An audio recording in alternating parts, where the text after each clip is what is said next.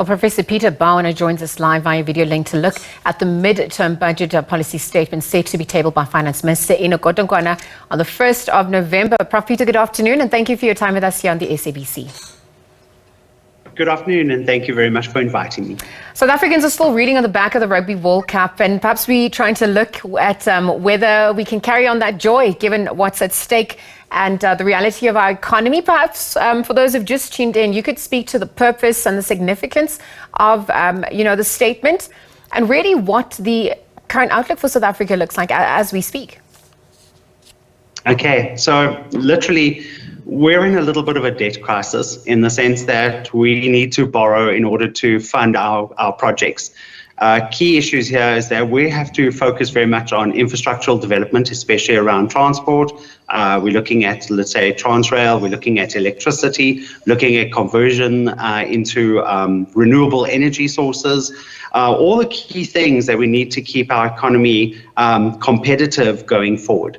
And obviously to fund many of our government projects, including things like education, police, military, you name it, we need to fund this. And currently our debt to GDP is extremely high. So we're sitting at approximately 67% debt to GDP, but we're expecting that to increase to approximately over 70%, especially going into 2024. The challenge we have with borrowing large amounts of money in order to invest is that this debt has to be repaid. And that means we're going to be taking money away from our fiscus, from our bucket of money that we could be using for other things to actually fund this debt.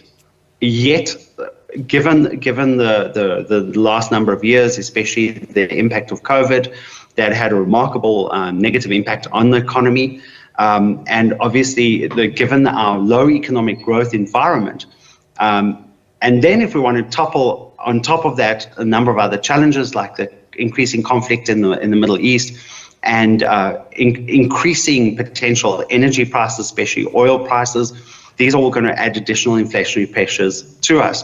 So we need the funding in order to repay the debt, but at the same time, we need to be able to manage this debt in such a way as not to create an additional significant burden on the state. And that's literally where we are sitting.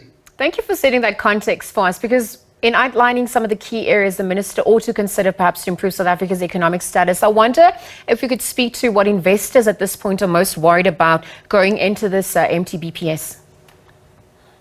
Wow. Yes. Okay. Because investor confidence is a very critical factor.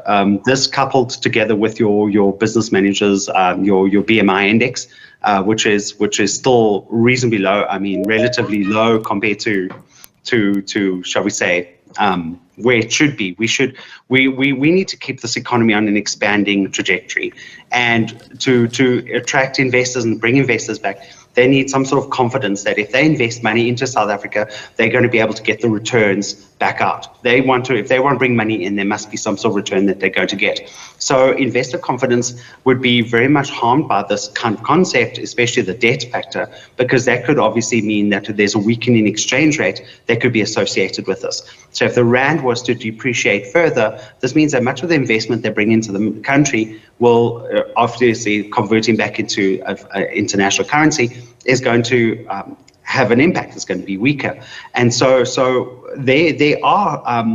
We need to somehow translate this to investors, coupled with, let's say, Moody's investment index ratings, where South Africa is relatively low, and coupled with the fact that we have, compared to our peers, like our other emerging market economies, which have an average growth rate of about 4% on average, we're sitting at about 0.9. So we don't have that kind of economic growth. On the positive side, we're seeing an improvement in terms of employment. We've seen unemployment figures coming down. We've seen inflation coming down. We have seen growth actually starting to increase again. And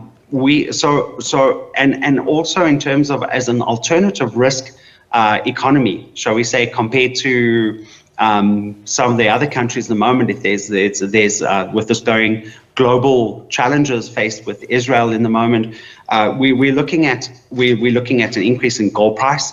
which is obviously going to impact on our mining sector positively. So there are opportunities for South Africa to go. I've noticed load shedding in the last period has been better maintained and managed, and we're also coming towards an election.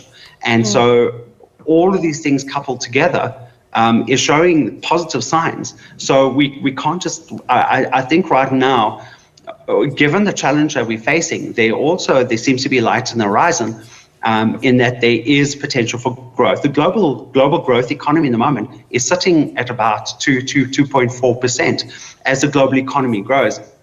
And that's greater trade opportunities for us, export markets improve, and so all of these factors play a significant role in actually opening opportunities, bringing more capital into the economy, and thus again, boosting investor confidence. But as it stands right now, investor confidence is obviously going to be challenged greatly. No, absolutely, Prof. But also thank you for highlighting those potential growth opportunities as well, because as we look at these spending cuts and increased borrowing expectations, perhaps you could also speak to the performance of SOEs to date, their needs, the need for bailout, in fact, also the impact on the country's revenue. I think our key SOEs right now that we really need to just focus on is really the challenges that we've seen over the last number of years with electricity production, energy, and the energy crisis that we've experienced. And the other key area is in terms of just transport and impact on our infrastructure, critical infrastructure, harbors, railway networks, transporting goods. A lot of bulk has been replaced by road transport. So a lot of the load has been transferred into the private sector, and we've seen the private sector taking up a considerable additional pressure by sort of taking on their own shoulders in terms of managing alternative energy, investing in alternative energy. So all of those, the contribution of the private sector to the South African economy is something we should not be taking very lightly. And so the SOEs and the crisis of the SOEs is not new for us right now. Those two key areas are where our concerns are. And I think that we are taking steps to actually alleviate many of these challenges, and there is a diligent efforts being made. The challenge is that we need it done as soon as possible, and any form of delay is obviously a concern for us overall.